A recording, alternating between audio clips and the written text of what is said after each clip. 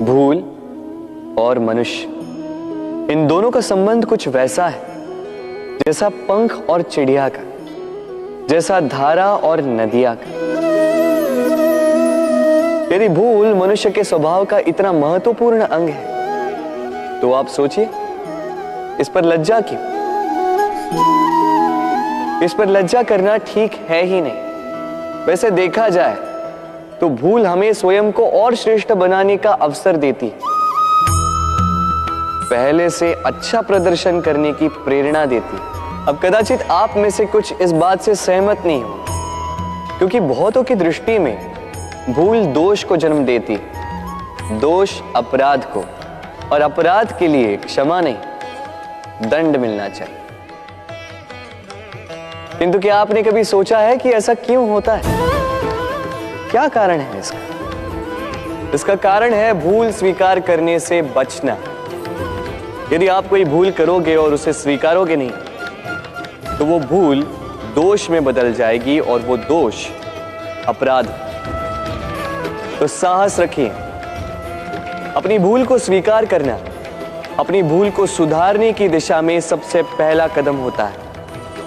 और स्मरण रखिएगा, यदि कुछ अपराध है तो वो है समय पे अपनी भूल ना स्वीकार। राधे राधे।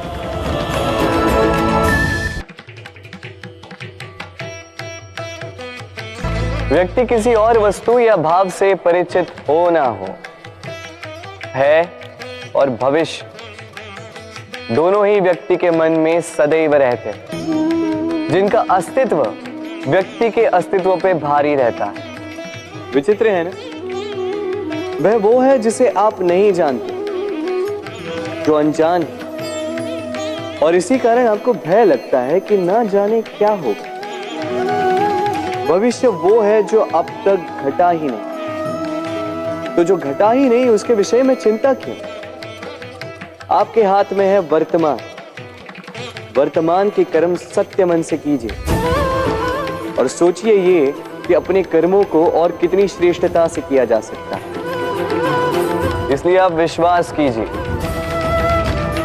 यदि वर्तमान के कर्मों को आप सत्य मन से करोगे तो भय स्वयं ही निकल जाएगा और भविष्य का फल अवश्य ही मीठा होगा।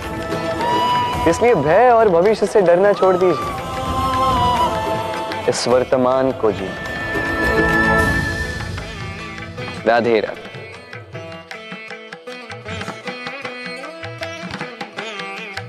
कितना सुंदर पुस्तक है ना, सुंदर आवरण है,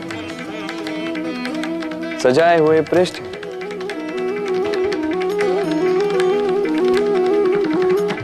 किंतु क्या ये सत्य में अद्भुत पुस्तक कहलाने की पात्र है? क्या इसमें जो लिखा है वो सत्य है, प्रेरणादायी है, हमारे लिए मूल्यवान है? कैसे निश्चय लिया जाए इस बात का? अब आप सोचेंगे कि सीधी सी बात है, आवरण को देख के पुस्तक की गुणवत्ता कैसे जानी जा सकती है? इसके लिए तो आपको उसे पढ़ना होगा, उसे समझना होगा, समय देना होगा, है ना? बिल्कुल उचित सोच रहे हैं आप। बस आश्चर्य की बात यह है कि पुस्तक के विषय में आप ये सारी बातें जानते हैं, किंतु किसी व्यक्ति के विषय में आप ये सारी बातें मन में नहीं लाते। व्यक्ति का मूल्यांकन भी उसके वस्त्रों से, उसके शारीरिक रूप से या उसकी सुंदरता से नहीं किया जा सकता। उसके लिए आपको उस व्यक्ति को पढ़ना होगा, उसे समझना होगा, उसे समय देना होगा। पर हम क्या करते हैं? पहनावे, रंग, सुंदरता को देखकर आकर्षित हो जाते हैं, उसे प्रेम समझ बैठते हैं, और आए दिन कोई ना कोई ये कहते सुनाई देता है कि उसकी प्रेम कहानी सफल नहीं हो पाई, उसे छल मिला। किंतु इसमें दोष किसी और का नहीं, स्वयं आपका है। आपने उस व्यक्ति को समय नहीं दिया, आपने उस व्यक्ति के विचार नहीं परखे। प्रेम 2 क्षण में बनने वाला पकवान नहीं है, इसका स्वाद चखने के लिए आपको जीवन भर का समय देना पड़ेगा। तो समय दीजिए, एक दूसरे के रूप से नहीं, आत्मा से जुड़ी, निश्चित ही मन प्रसन्नता से कह उठेगा, राधे राधे।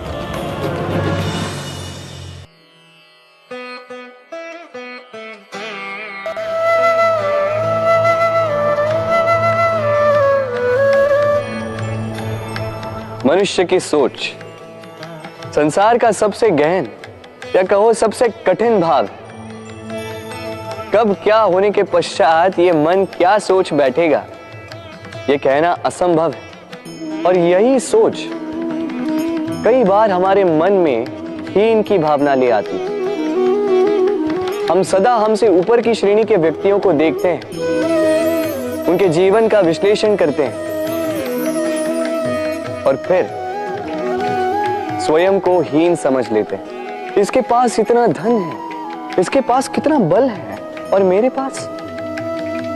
पास कुछ भी नहीं।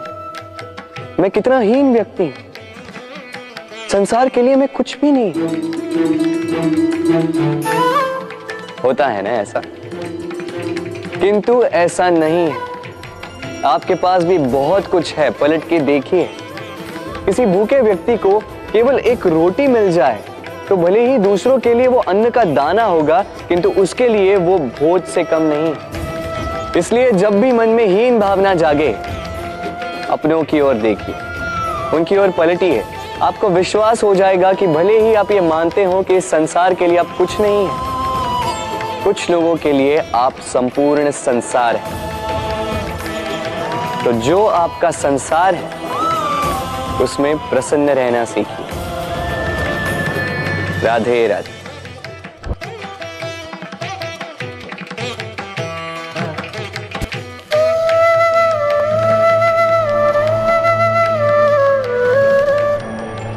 असमंजस में होंगे ना कि मैं क्या कर रहा हूं, क्या लिख रहा हूं, देखना चाहेंगे? अब आप सोच रहे होंगे कि मैं माटी पे माटी क्यों लिख रहा हूं। इसके पीछे एक बड़ा कारण है, किंतु वो बताने से पूर्व तनिक मुझे पानी पे पानी तो लिखने दीजिए।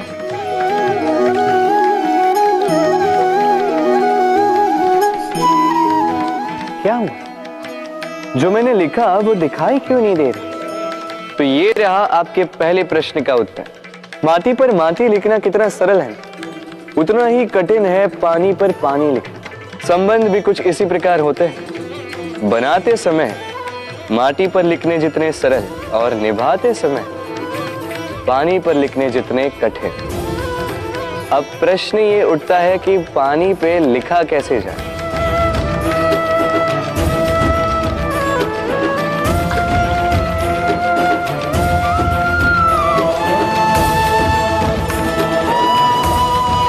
इस प्रकार ये पाषाण जल की सतह से होते हुए जल में समा गए।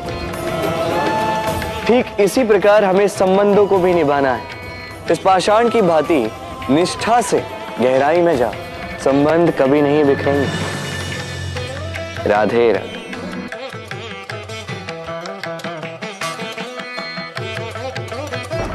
ग्रंथों में लिखा गया है कि यदि मनुष्य मौन रहना सीख ले तो उसकी अधिकांश समस्याएं स्वयं ही समाप्त हो जाती हैं। और सत्य में मौन में बड़ी शक्ति होती है, बड़ा बल होता है, किंतु वो बल किस काम का जो समय आने पर आपके काम ही ना है।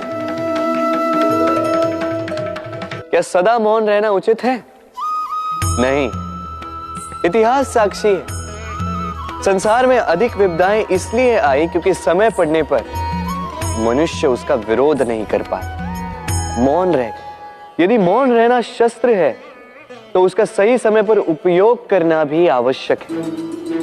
यदि अकारण मौन रहोगे तो बुरे तत्व उसे सहमति समझ लेते, फिर धीरे धीरे वो आपका स्वभाव बन जाता है, आपका अभ्यास हो जाता है, और फिर आपका व्यक्तित्व एक साधारण से पाषाण के भांति बन जाता है। अपनी वाणी का आवश्यकता पड़ने पर सदुपयोग कीजिए। वाणी को कब वश में रखना है और कब मौन नहीं रहना है, इससे भी अधिक महत्वपूर्ण है ये समझना कि उसे कब तोड़ना है। राधे राधे।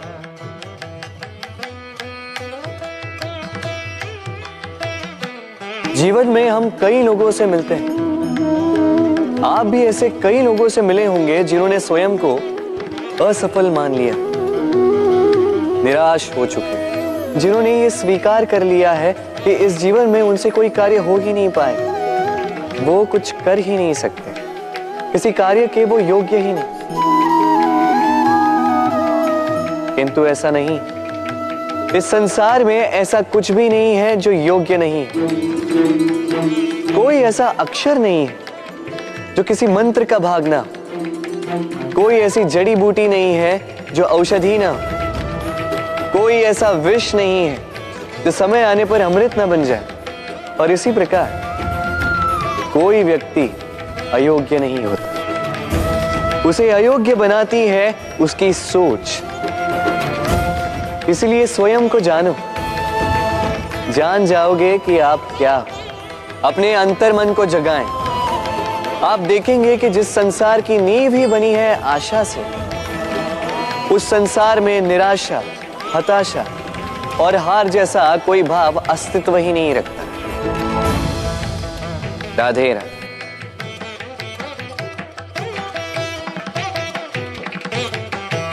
यदा यदा हि धर्मस्य ग्लानिर्भवति भारत अभ्युत्थानम् अधर्मस्य तदात्मानं सृजामि। जब जब धरती पर पाप बढ़ता है, धर्म की हानि होती है, तब तब मैं आता। ये तो आप सब जानते हैं, किंतु क्या आपने कभी सोचा है कि क्यों मैं इस धरा का जीव बनकर ही अवतरित होता, क्यों मैं मनुष्य के रूप में आपके बीच में रहता हूं? आज बताता हूं। संसार में पाप और पुण्य संतुलन में चलते हैं, किंतु जब पाप सीमा से आगे बढ़ जाता है, मुझे आना ही होता। कारण यह है कि आप मुझे भुला देते। चौकिए मन, मैं आप ही में बसता हूं। बस आप स्वयं के भीतर बसे परमात्मा को भूलने लगते हैं।